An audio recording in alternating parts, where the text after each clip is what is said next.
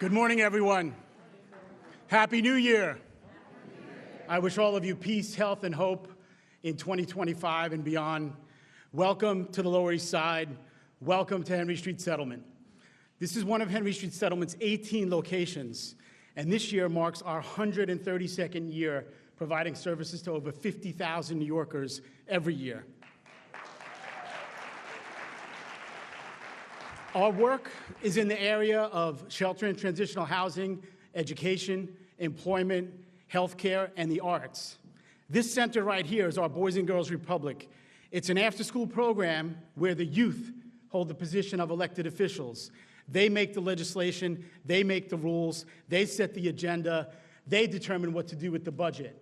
It's an important commitment we have to the youth of our community to make sure that they know their voice and that their voice leads to choice. So we're specifically honored to host Governor Hochul and this announcement here today at this site. Welcome to BGR.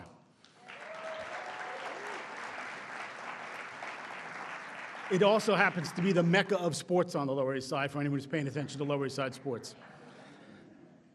Today, we're here to talk about what Henry Street has known for 132 years, affordability.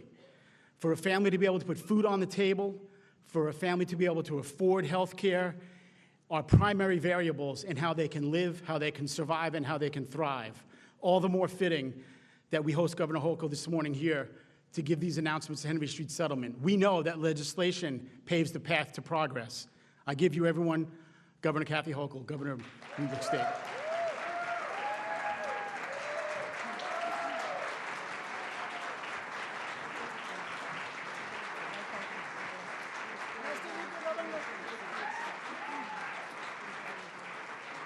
Thank you so much. It's a new year in New York, and this year means new money in your pockets.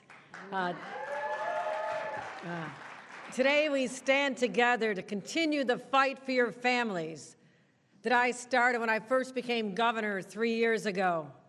Our fight for your families, but also to make New York more affordable for all of our hard-working families. And I'm proud to stand with our elected leaders, labor leaders, healthcare leaders, community leaders, to speak with one voice that says when we stand up, we fight, and we win. Amen. And I want to acknowledge some of the extraordinary people that I've had the pleasure to serve with. A governor doesn't do this alone. I have partners in our state legislature who I have such respect for, who have been champions at my side. Together we march forward into finding new ways to lift up New Yorkers. And I want to acknowledge Majority Leader Andre Stewart Cousins, the leader of the New York State Senate. Thank you for all you do. Thank you. And the Speaker of the New York State Assembly, Carl Heastie, another great ally and partner. But also, we have so many ways we partner with our friends in labor as they bring ideas to us and how we can make sure, as the proud labor state of New York, that we deliver for our workers every day. And that person leading that effort is our leader, Mario Salento, the president of the AFL-CIO. Mario. You'll be hearing from Rosie Enriquez of the Northern Manhattan Prenatal Partnership, Dr. Pena from Somos Community Care, and we also want to acknowledge James Javis, the president of PSE CUNY here. But also, I could probably do a cabinet meeting. My entire cabinet seems to be here. I want to have them please stand up. Stand up. Thank you. These are the ones who bring forth ideas, who help us get them over the finish line and to implement them, and I'm so grateful for their service. Also, members of the state legislature, all of you have been acknowledged. You're going to be acknowledged again by your leaders, but I look forward to this next session with a heart full of openness and a way we can work together to deliver for the people who put us in our jobs. And so I want to recognize all of our leaders in the legislature as well as the members of the Assembly and the Senate here today. Members of Labor, 32BJ, NISNA, PSC CUNY, and 1199, and all of us, again, the AFL-CIO for all you do. No. Now listen, I know what's going on out there. I actually grocery shop, yes. My husband and I have an apartment not far from here. We walk down this area often. We fill up our grocery cart, and our jaws drop, and we're the ones who can afford it. When I see the cost of everything, from my almond milk that goes in my smoothie, to the bananas, the berries, the toothpaste we need, paper towels, I look at that and say, how do people make ends meet? It is just so damn expensive. And then I go shopping in Albany. I'm back home in Buffalo. I shop there. I go to the malls. Yeah, we get to buy our stuff too. Nobody buys this. I'm one of the lucky ones. I know that. But there are too many people in this state who do not have what I have. I know that. And I am their voice. I want them to know that I've seen the same prices in the grocery store. I watch my son and daughter-in-law look at the price of formula and diapers and how high they are. I know what it's like. Middle-class families who have been working hard their whole lives are just feeling the squeeze, and it's no fault of their own. They didn't ask for inflation to drive up everything. They didn't see this coming. It's like came out of the blue. What happened here? I'm old enough to remember when inflation was high back in the 70s, right? None of you remember that. It was bad. I watched my mom.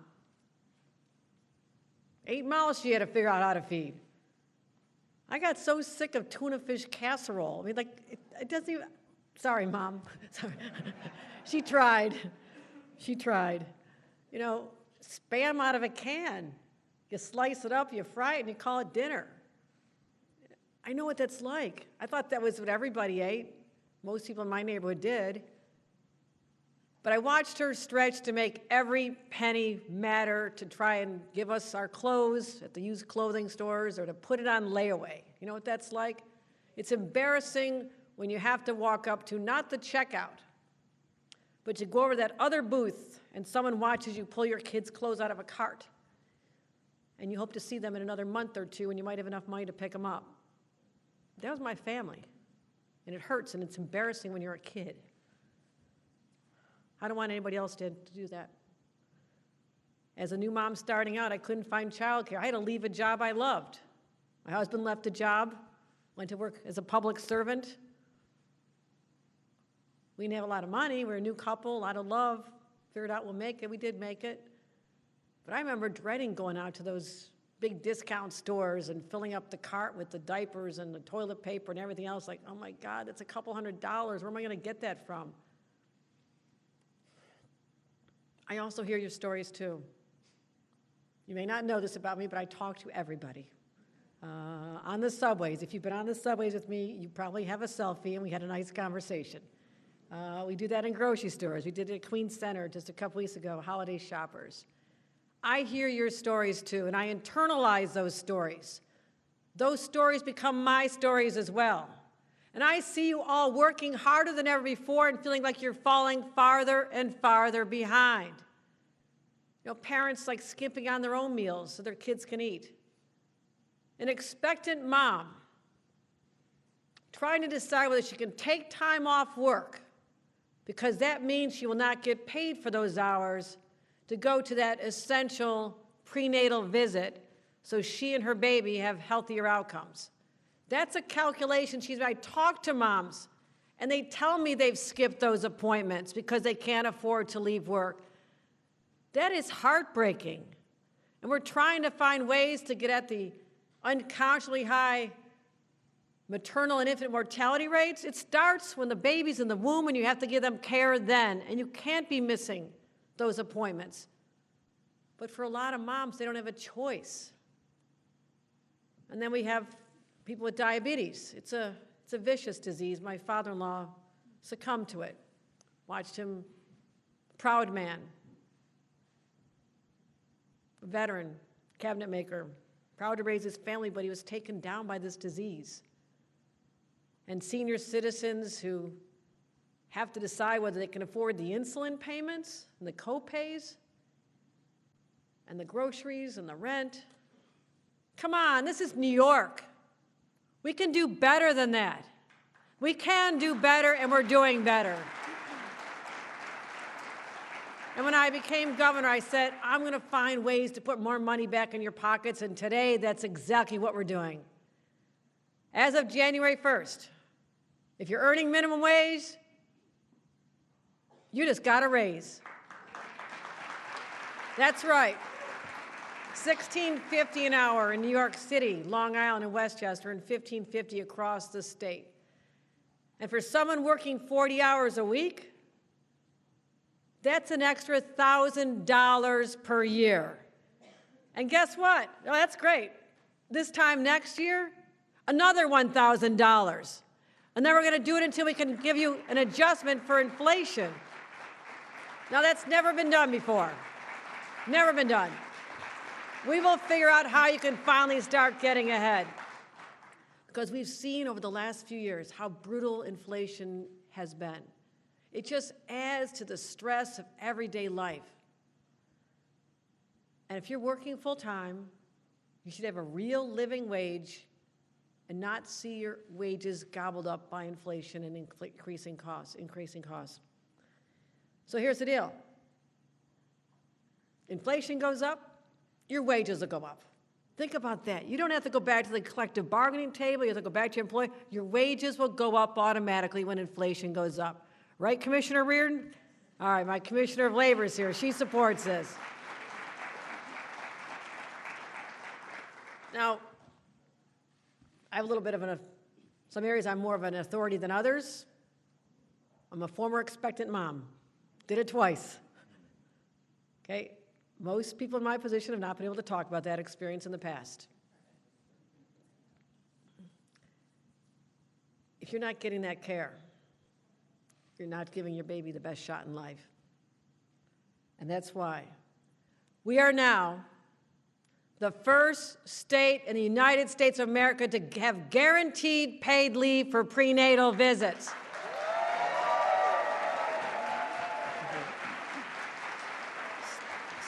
Starting this week, tens of thousands of New Yorkers, from home health care aides to hourly restaurant workers and countless others who do not have a salary they can count on, will no longer have to make the impossible choice between losing money in their paycheck and getting prenatal care for their babies. Now, if you're making, I don't know, even a nice wage like $28 an hour, right? You can now take 20 hours a week off. Not a week. During the pregnancy. Can't get too greedy. Calm down, employers. You're going to be okay. 20 hours during the pregnancy, which is about right. And you're not going to lose the money you would have lost. That's another $560 back in your pocket. That's another $560. Because that's a choice you should not have to make between taking care of yourselves and your baby and taking care of your family. And again, speaking about health care, if you need insulin to survive, all of us have a family member, I guarantee it, who understands what this is all about. You shouldn't have to break the bank to get your care. And that's why, for the first time ever, we've eliminated insulin copays for New Yorkers who are in state-regulated health plans.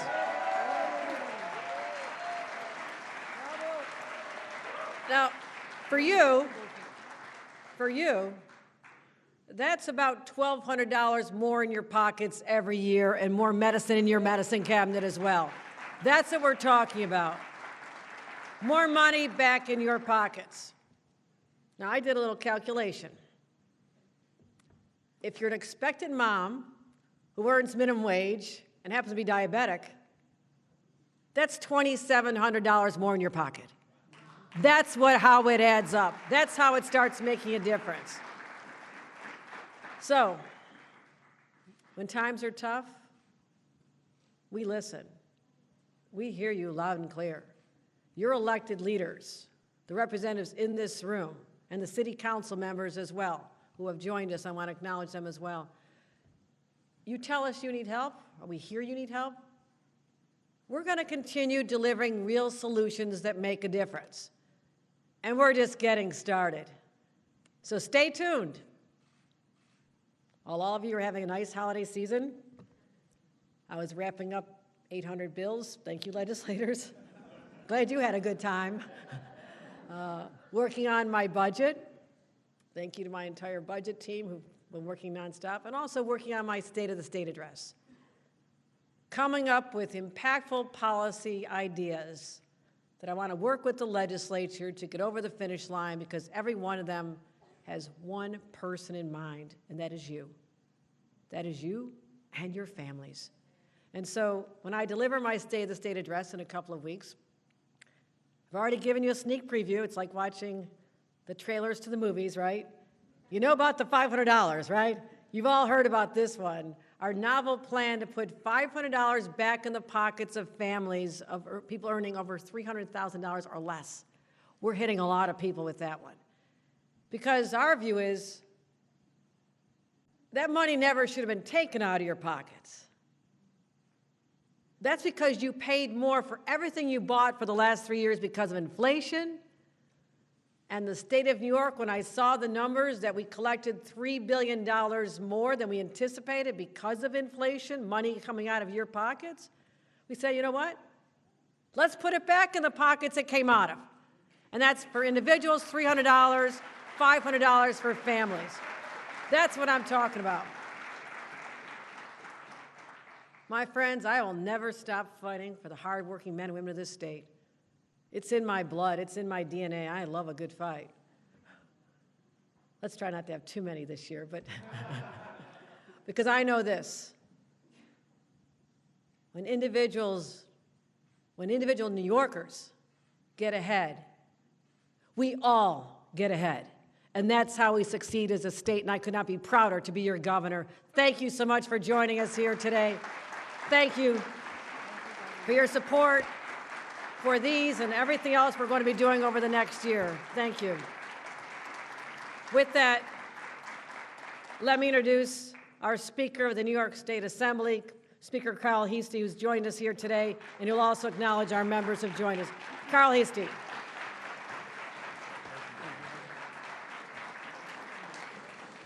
So as the governor said, in about a week, I hope to get reelected as Speaker, so I better be good to these members. So, of course, we have Harvey Epstein, Rebecca Seawright, Alex Boris, Jessica Gonzalez-Rojas, Udelka Tapia, Farah Safran Forrest, and Stephen Raga. Oh, and David Weprin. They gave me the list, sorry. So, when I got elected Speaker in 2015, I can't believe it's been 10 years, and it'll be my 11th session since I was elected Speaker. And for us in the Assembly, we said we wanted to have a families first agenda. And when you look at all of the history of the things that we've done, from fully funding education to expanding child care to keeping tuition costs down in our colleges, even expanding eligibility for TAP. All of these things we've done to try to keep costs down. But one of the big factors of why things have gotten so expensive for families is people's incomes have not risen at the same rate as costs have. So when you increase the inflation, and I remember my conversation with Mario Salento when we were talking about this, and people were debating over what the number should be, whether we should start at $21 or $16 or $15. I remember Mario said to me, the fact that we, for the first time ever, indexing the minimum wage to inflation is such a historic thing. And that was the big victory that we had gotten by indexing it to inflation.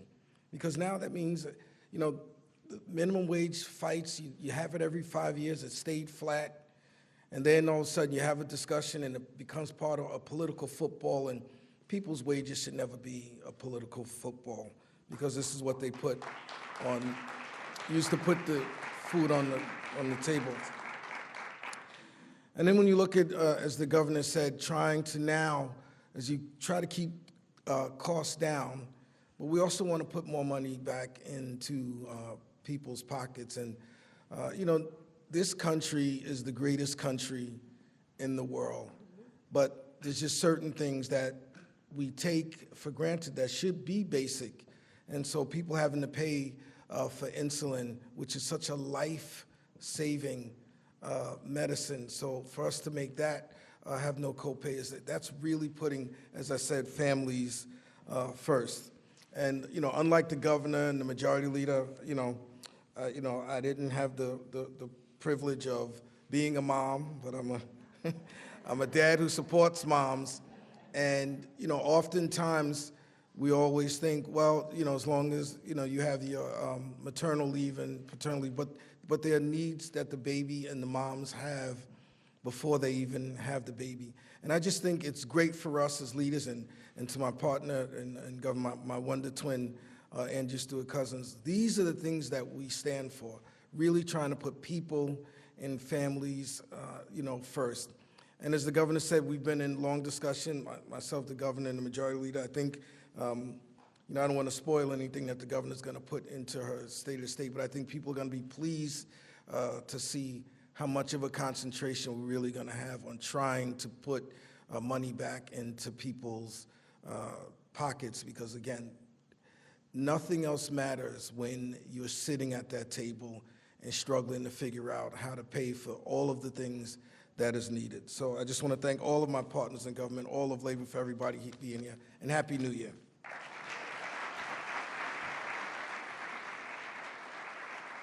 Please welcome Majority Leader Andrea Stewart-Cousins.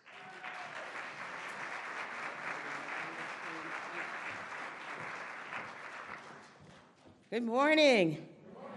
Happy New Year. Happy affordable New Year. Right, that's what we're doing here today. I am really, really pleased to be here at the Boys and Girls Republic. I was talking to the CEO, and he was bragging about what happens here, and they got mayors, they got legislators. I'm like, well, can I go to meet them? He said, well, they have to go to school. I'm like, oh. It's important. We understand that education is in so many ways the key. And when I was listening to the governor, who was talking about her growing up, I always think about my own and growing up in Amsterdam houses. And all right, Amsterdam, thank you, Gail, I didn't see you. Yeah.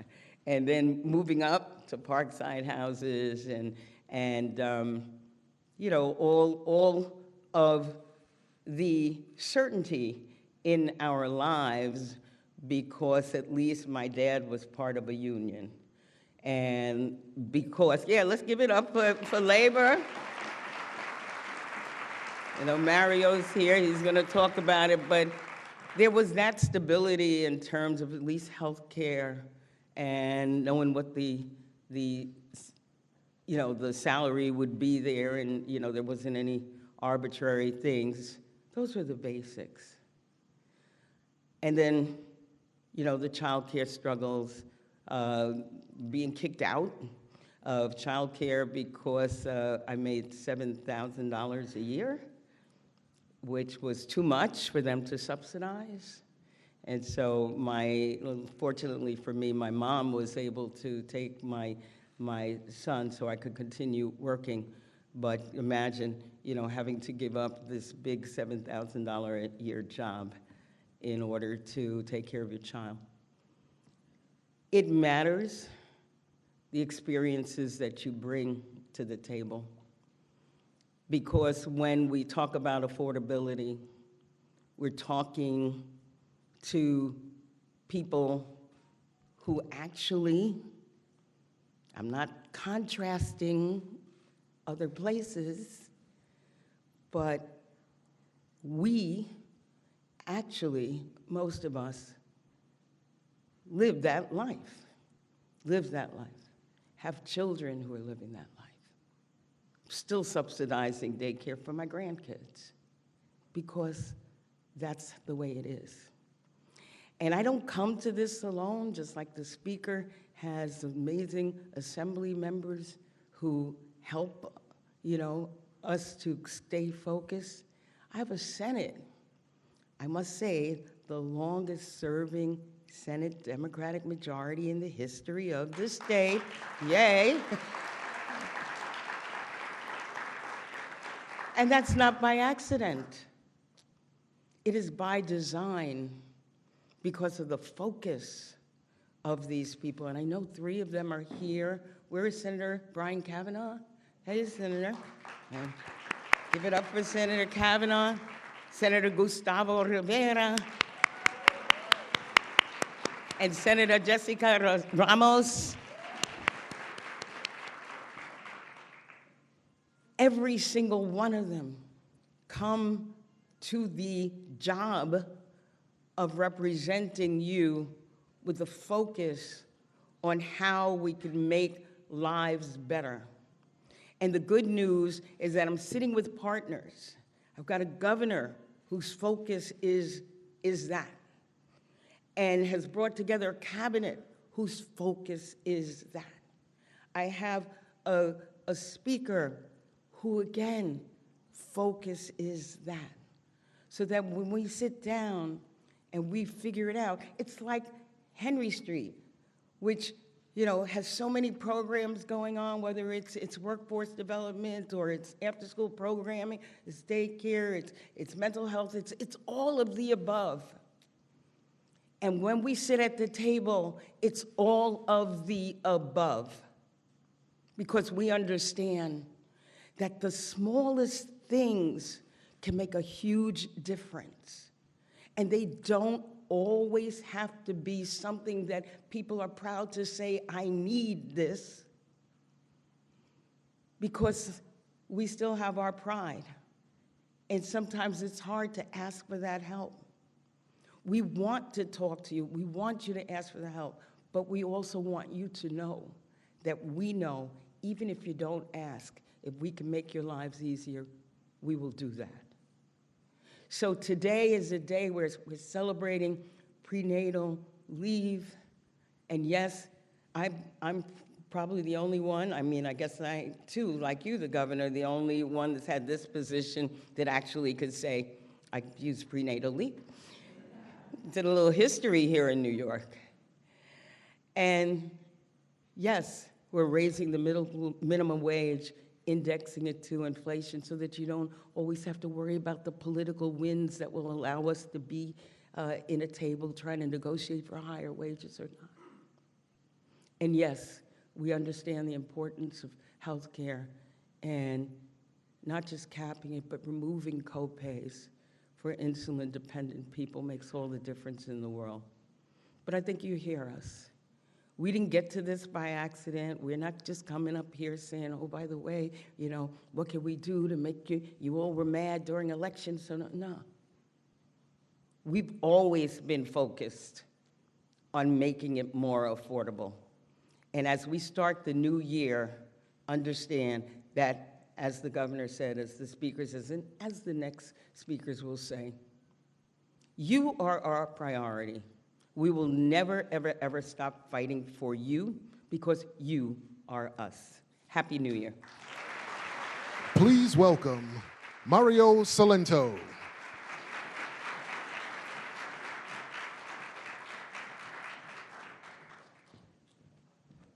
Thank you, thank you. First of all, I want to acknowledge all of my labor family that's here today. Let's hear it for our family. I want to start by just expressing my good fortune to be able to work with Carl Hastie and Andrea Stewart-Cousins at this time, to have this job, to work with who I consider partners and really family for what we do. And family can agree and disagree from time to time, but so much more often than not, we agree, we work together, and I want to thank you both so very much. Let's hear it for Carl, let's hear it for Andrea. And certainly, the state legislators who are here today, I thank you again just for the day-to-day relationship and working together. It means so much. Thank you. I want to start by really acknowledging Governor Hochul. And Governor, I want to say this. I truly, and we all appreciate in the labor movement, how much you actually care about the needs and the concerns of working people, how much it means to you, how much you use your position as governor and all of your leadership abilities to further the cause of workers in this state. And we see it time and time again. And today is just the most recent example. And I say to you, Governor, that I thank you on behalf of the 2.5 million union members in this state, but even more so, all working New Yorkers from Buffalo to New York City to Long Island and everywhere in between. We thank you completely and fully from the bottom of our hearts. Let's hear it for Governor Hochul.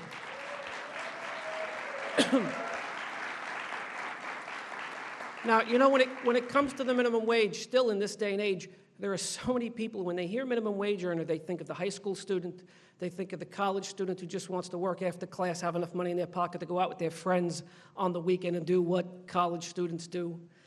But that's not really the whole story here.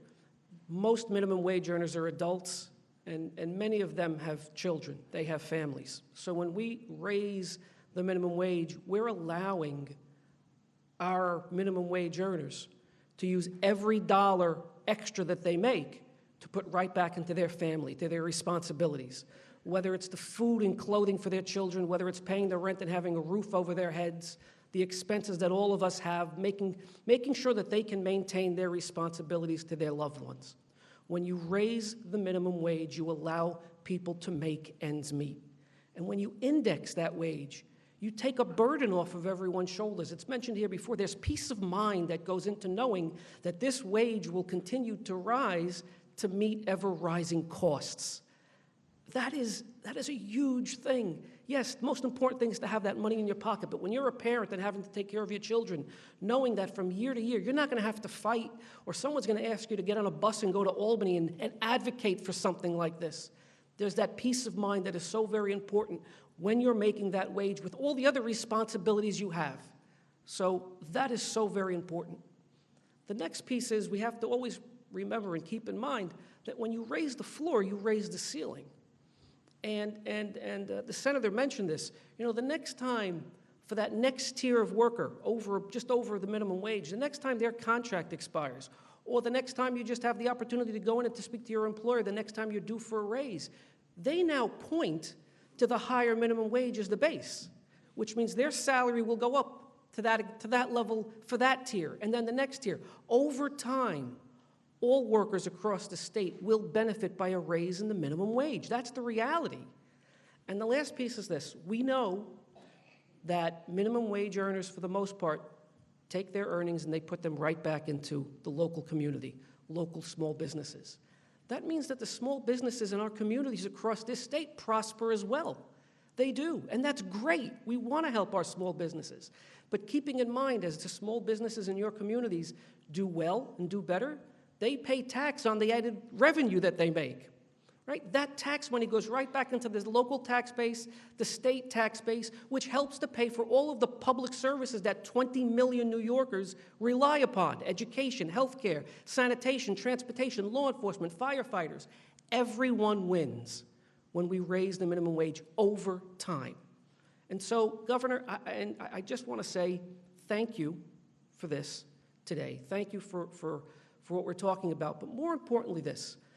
One of the basic principles, foundational tenets of the labor movement is simply this: to raise the standard of living and quality of life for working people and their families. The issues that we are talking about today raise the standard of living and quality of life for 20 million New Yorkers. And for that, Governor, we say thank you. Thank you. Please welcome Rosie Henriquez.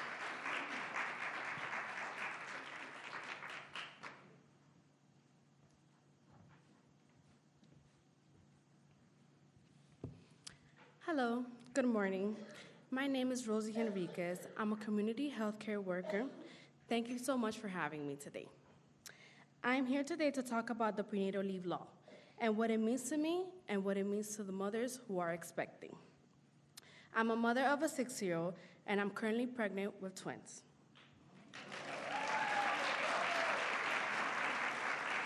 As a working mother, I speak from experience and being present for my child while working, and I can say it's really hard.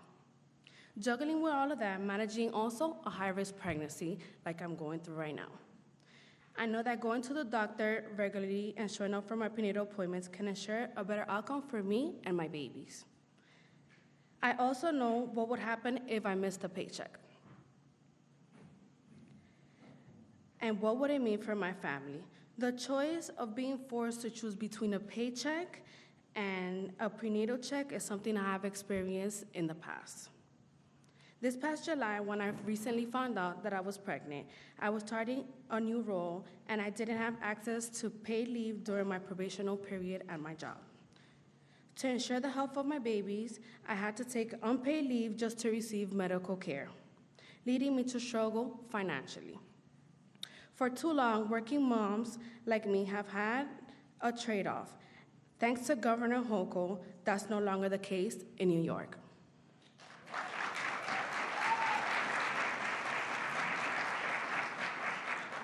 I feel so fortunate to live in a state that supports pregnant women and working families. Again, thank you, Governor Hochul. Please welcome Dr. Yomaris Pena.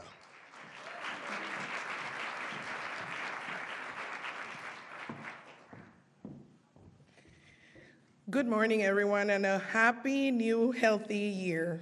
That's all I'm asking for all.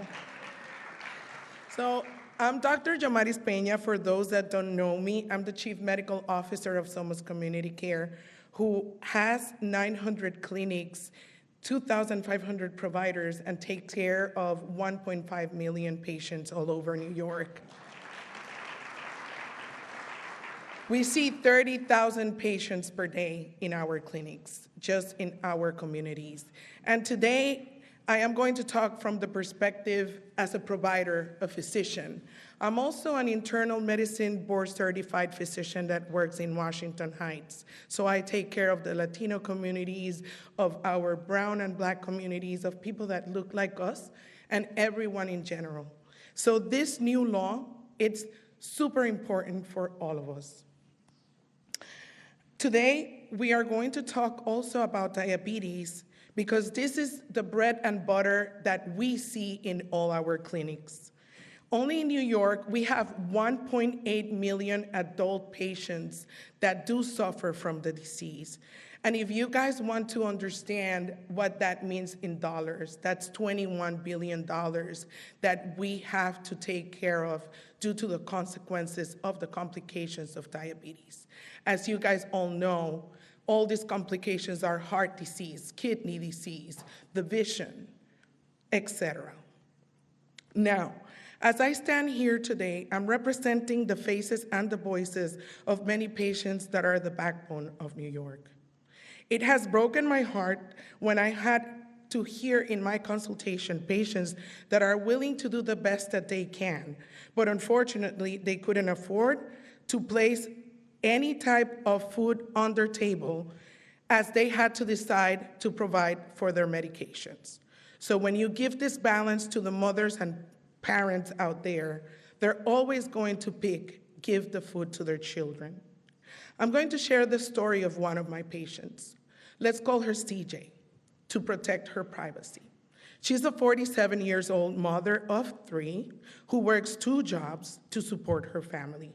She's a diabetic, and each month she faces the impossible choices: pay for her insulin, or she has to sacrifice to buy the essentials for her family. Now, in one occasion, she had to stretch the insulin doses so thin that she ended up in the emergency room with dangerously high blood glucose levels. That was terrifying for her and for her children, as she almost lost her life. With this new law, Governor, we will save her life, and just like her, thousands of lives.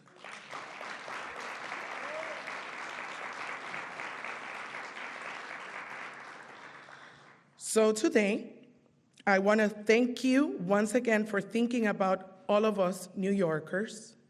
I want to thank your team. I want to thank the assembly members and the lawmakers, because you guys have fought very hard for each one of us to keep us healthy. So let's all be healthy, let's be happy, and let's keep moving forward. Thank you. And this concludes our program. Thank you for attending.